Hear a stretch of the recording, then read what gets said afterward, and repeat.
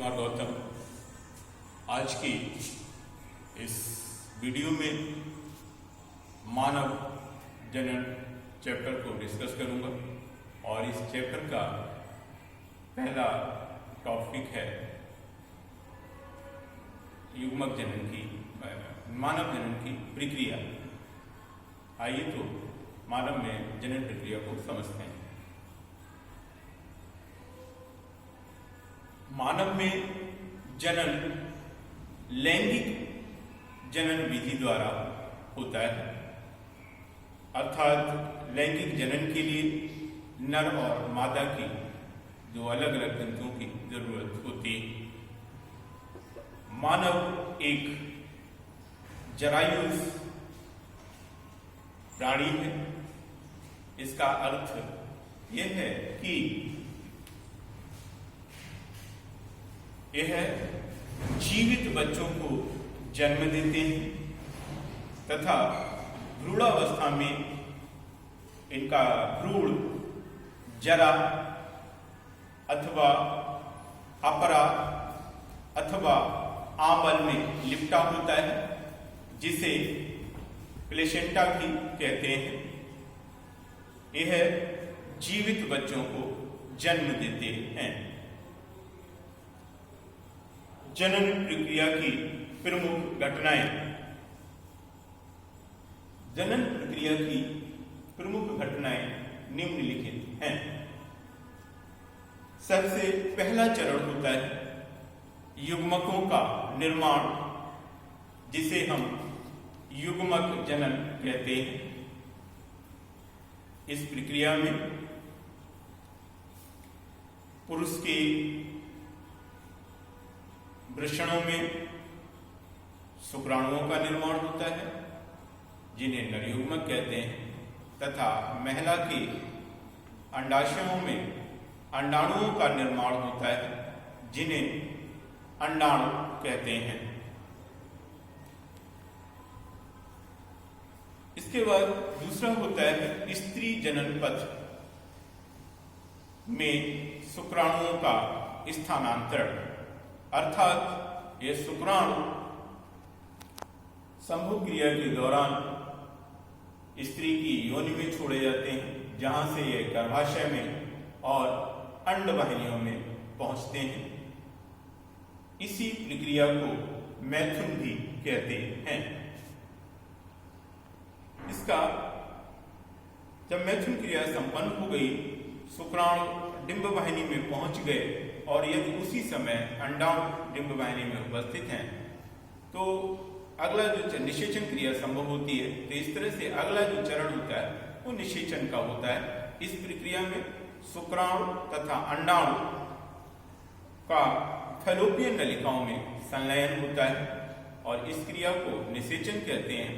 निषेचन के पश्चात जायगोट बनता है और जायगोट में जब समसूत्री विभाजन होने लगता है तो इस क्रिया को विदलन कहते हैं।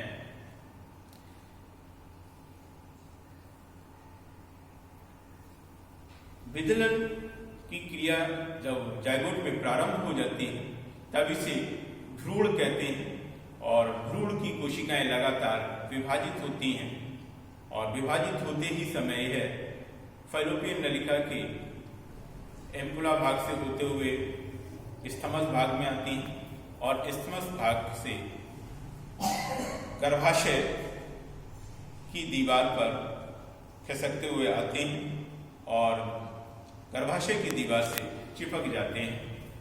इस प्रक्रिया को अंतर्रोपण कहते हैं।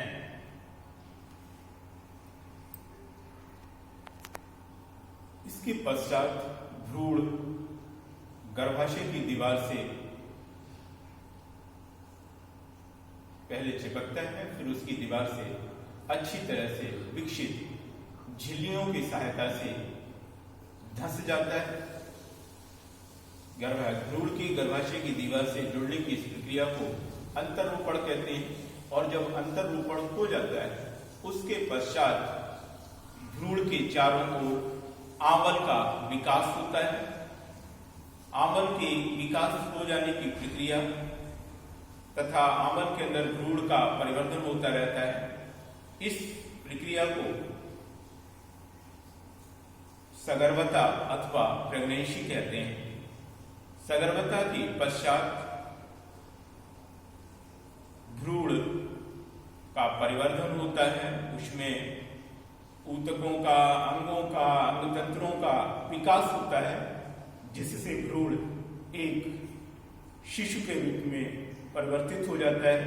उसके पश्चात मां के गर्भाशय से शिशु का जन्म होता है। इस प्रक्रिया को प्रसव कहते हैं। यह प्रक्रिया महिलाओं में सक्रिय जनन काल, अंडाणु के बनने की प्रक्रिया लगभग 13-14 वर्ष की आयु से प्रारंभ होकर 50 वर्ष की आयु तक चलती रहती है। 50 वर्ष की आयु में अंडाणुओं का बनना बंद हो जाता है। महिला में अंडाणुओं के बनने बंद होने की इस प्रक्रिया को रजोनिवृत्ति कहते हैं। अब बात करते हैं जनन प्रक्रिया की शुरुआत कैसे होती है।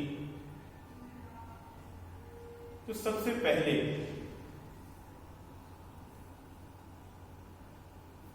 जनन प्रक्रिया से पहले लड़का या लड़की के शरीर में, इसके जननांगों में परिपक्वन या सक्रियता आती है।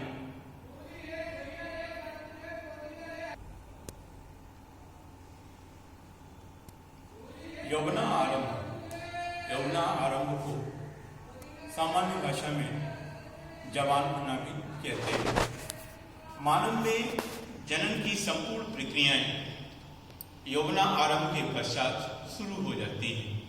यौवना आरंभ के फलस्वरूप लड़के तथा लड़कियों में जननांगों की सक्रियता तथा द्वितीयक लैंगिक लक्षणों का विकास होता है।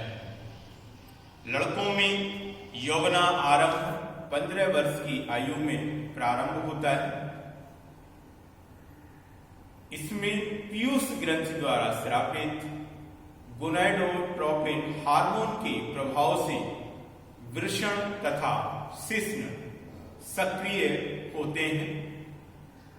इसके अतिरिक्त लड़कों में द्वितीयक लैंगिक लक्षण जैसे मांसपेशियों का विकास होना, उनके पैरों तथा भुजाओं की हड्डियों का बढ़ना, श्रोण। लड़कों में यौवना आरंभ 15 वर्ष की आयु में प्रारंभ हो जाता है। पीयूष ग्रंथि द्वारा स्रावित गोनाडोट्रोपिन हार्मोन के प्रभाव से वृषण तथा शिश्न सक्रिय हो जाते हैं। लड़कों में द्वितीयक लैंगिक लक्षणों के अंतर्गत उनमें मांसपेशियों का विकास हो जाता है, वक्ष भाग चौड़ा हो जाता है, चेहरे पर दाढ़ी तथा मूछें आ जाती हैं, जननांगों पर बाल उगाते हैं तथा आवाज में भारीपन प्रदर्शित होता है। बात करते हैं लड़कियों में यौवना आरंभ के समय प्रदर्शित होने वाले प्रमुख लक्षणों के। लड़कियों में यौवना आरंभ लगभग 13 वर्ष की आयु में प्रारंभ होता है। यौवना आरंभ के समय पीयूष ग्रंथि द्वारा स्रावित गोनाडोट्रोपिन हार्मोन्स, FSH हार्मोन जिसे पुटिका प्रेरक हार्मोन कहते हैं, इसी तरह से LH जिसे ल्यूटिनाइजिंग हार्मोन कहते हैं, इन हार्मोन के प्रभाव से अंडाशय सक्रिय हो जाते हैं तथा उनमें उपस्थित अंडाशयों में उपस्थित प्राथमिक कोशिकाएं द्वितीयक पुटिका तथा ग्रेफियन पुटिका में परिवर्तित होने लगती हैं। इस प्रक्रिया के फलस्वरूप महिलाओं में मासिक धर्म प्रारंभ हो जाता है, जिसमें रजोश्राव के रूप में रुधिर तथा कुछ अन्य झिल्लियां महिला की या बालिका की योनि से बाहर निकलती हैं। प्रथम बार रजोस्राव होने की इस प्रक्रिया को रजोदर्शन या मोनार्क कहते हैं। लड़कियों में यौवनारंभ के समय निम्न द्वितीयक लैंगिक लक्षणों का विकास होता है, जैसे उनके श्रोणि भाग का अथवा ये कहें कि कमर का चौड़ा हो जाना, बच्चू भाग में स्तनों का विकास हो जाना,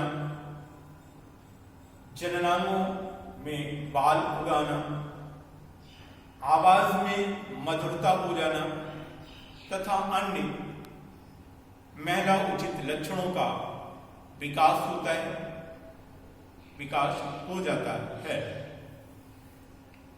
अब बात करते हैं रजो निवृत्ति की।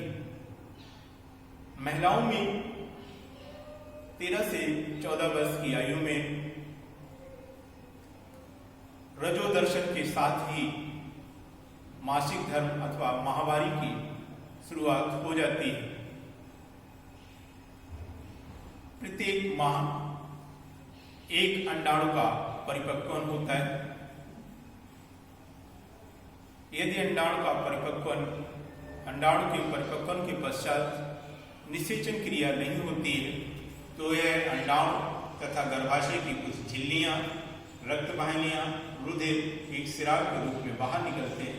इस प्रक्रिया को मासिक धर्म कहते हैं। 50 वर्ष की आयु में यह मासिक धर्म प्रक्रिया अर्थात अंडाणुओं का परिपक्वन, अंडाणुओं का बनने की क्रिया रुक जाती है, जिसे रजो निवृत्ति कहा जाता है।